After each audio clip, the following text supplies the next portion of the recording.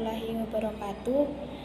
Raditu billahi robba wa bislami dina wa bi Muhammadin nabiyya wa rasulah. Rabbi sholli sadari wa yassirli amri wahlul datam min lisani yafqahu qouli. Baiklah, langsung saja di sini saya akan menjelaskan tentang sosiologi korupsi. Pengertian korupsi. Kata korupsi berasal dari bahasa Latin corrupti atau corruptus. Korupsi memiliki arti beragam, yakni tindakan merusak atau menghancurkan, kebusukan, kebukakan, kebijakan, ketidakjujuran, dapat disuap, tidak bermoral. Korupsi secara umum dijelaskan sebagai penyalahgunaan jabatan publik untuk kepentingan pribadi dan merugikan keuangan negara. 7 jenis korupsi. Pertama, merugikan keuangan negara. Kedua, suap. Ketiga, gratifikasi. Keempat, penggelapan dalam jabatan. Kelima, pemerasan. Keenam, perbuatan curang. Dan yang ketujuh, konflik kepentingan. Dampak korupsi. 1. Hilangnya kepercayaan masyarakat kepada pemerintah. Kedua, ketimbangan sosial. 3. Rendahnya tingkat investasi.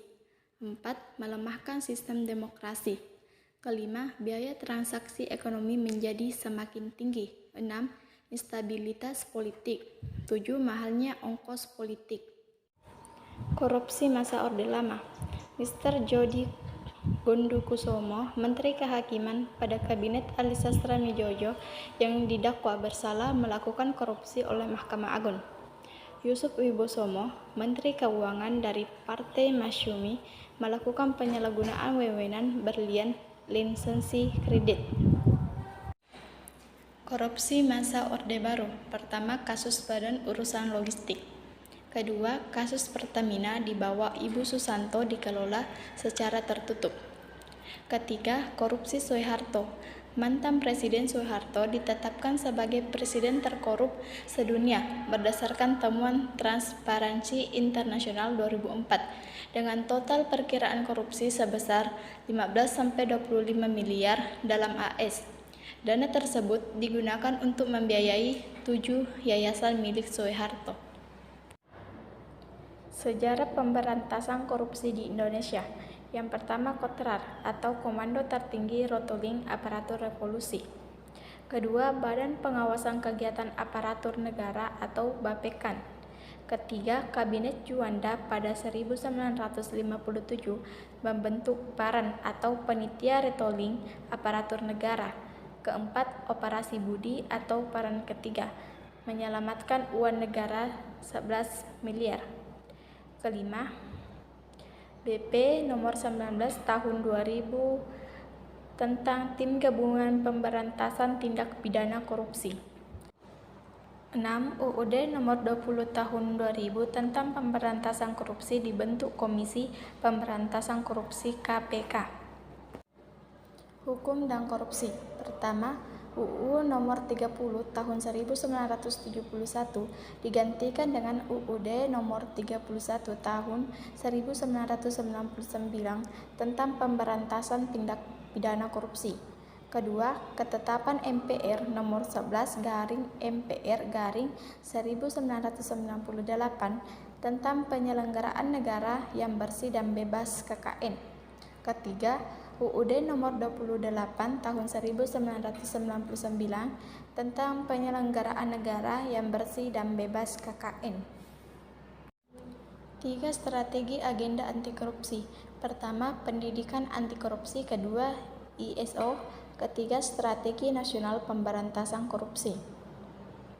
Tantangan dan hambatan ICW dalam gerakan anti korupsi. Yang pertama, komitmen pemerintah. Kedua, keterlibatan masyarakat. Dan yang ketiga, kemauan masyarakat. Tantangan utama pemberantasan korupsi di Indonesia. Yang pertama, komitmen pemerintah yang rendah. Kedua, pelemahan KPK. Ketiga, lemahnya penegakan hukum. Keempat, kompleksitas korupsi. Dan yang kelima, kurangnya partisipasi masyarakat. Tindak pidana korupsi dalam perundang-undangan. Pertama, UUD nomor 3 tahun 1971 tentang pemberantasan tindak pidana korupsi. Kedua, ketetapan MPR nomor /11/MPR 1998 tentang penyelenggaraan negara yang bersih bebas KKN. Ketiga, UU nomor 28 tahun 1999 tentang penyelenggaraan negara yang bersih dan bebas KKN. Yang keempat, UU nomor 2 tahun 2001 JO, UU nomor 31 tahun 1999 tentang pemberantasan tindak pidana korupsi. Kelima, Peraturan Pemerintah Nomor 71 Tahun 2000 tentang tata cara pelaksanaan peran serta masyarakat dan pemberian penghargaan dan pemberantasan tindak pidana korupsi. Keenam, UUD Nomor 30 Tahun 2001 tentang Komisi Pemberantasan Tindak Pidana Korupsi. Ketujuh, UU Nomor 15 Tahun 2002 tentang tindak pidana pencucian uang. 8. Peraturan Presiden Nomor 54 Tahun 2018 tentang Strategi Nasional Pencegahan Korupsi. 9. Peraturan Presiden Nomor 102/2020 tentang pelaksanaan supervisi pemberantasan tindak pidana korupsi. 10. Permendikti Nomor 33 Tahun 2019 tentang kewajiban penyelenggaraan pendidikan anti korupsi atau PAK di perguruan tinggi. Agenda besar Aksi Nasional Pencegahan Korupsi. Yang pertama, pembenahan regulasi nasional. Kedua, reformasi birokrasi. Dan yang ketiga, peningkatan kampanye literasi anti korupsi di tengah masyarakat. Peran masyarakat sipil dalam pemberantasan korupsi. Yang pertama, pengawasan dan pemantauan. Yang kedua, mendorong transparansi. Ketiga, pendidikan dan kampanye. Keempat, advokasi dan kampanye. Dan yang kelima, kemitraan kerjasama. Kerjasama internasional melawan korupsi. Yang pertama, UNCAC. Yang kedua, pertukaran informasi. Yang ketiga, ekstradisi dan bantuan hukum. Keempat, forum dan kerjasama regional. Dan yang kelima, sanksi dan pembekuan aset. Strategi pencegahan korupsi. Yang pertama, pembentukan KPK. Yang kedua, transparansi dan akuntabilitas. Yang ketiga, penguatan sistem hukum dan peradilan. Yang keempat, etika dan pendidikan anti korupsi.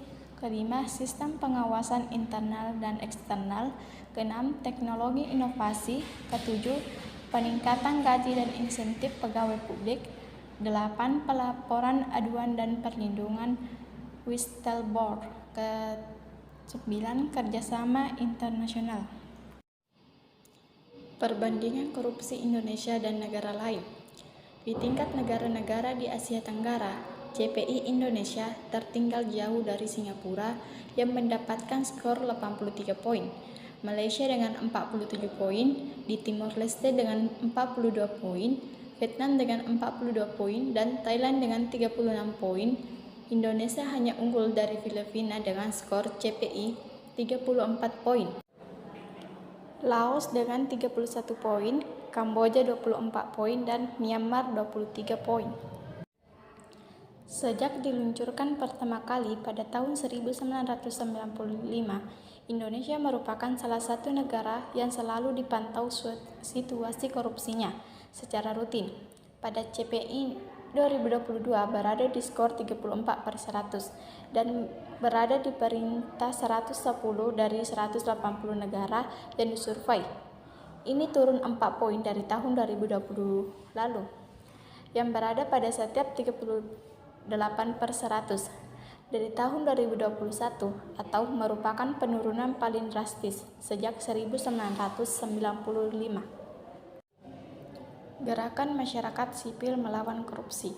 Gerakan anti korupsi India yang dikenal sebagai Anna Andolan adalah serangkaian demonstrasi dan protes di seluruh India yang dimulai pada tahun 2011 dan dimasukkan untuk menetapkan undang-undang dan penegakan hukum yang kuat terhadap dugaan korupsi yang endemik.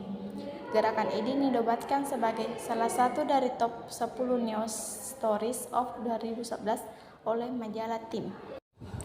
Gerakan ini memperoleh momentumnya sejak 5 April 2011. Ketiga aktivis anti korupsi Anna Hasser memulai mogok makan di Monumen Jantar Mantar di New Delhi. Pengunjuk rasa massal berfokus pada masalah hukum dan politik, termasuk korupsi politik, kleptokrasi, dan bentuk korupsi lainnya. Gerakan ini terutama merupakan salah satu perlawanan sipil tanpa kekerasan dan terdiri dari demonstrasi, pawai, tindakan pembangkang sipil, mogok makan, aksi unjuk rasa, dan penggunaan media sosial untuk mengatur berkomunikasi dan meningkatkan kesadaran.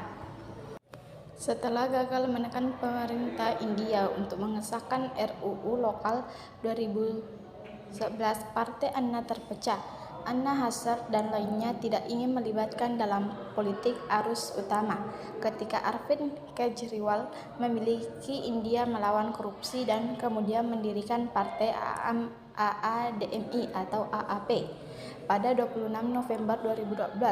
Partai tersebut tampil pertama kali dalam pemilihan parlemen Desember 2013 di Delhi.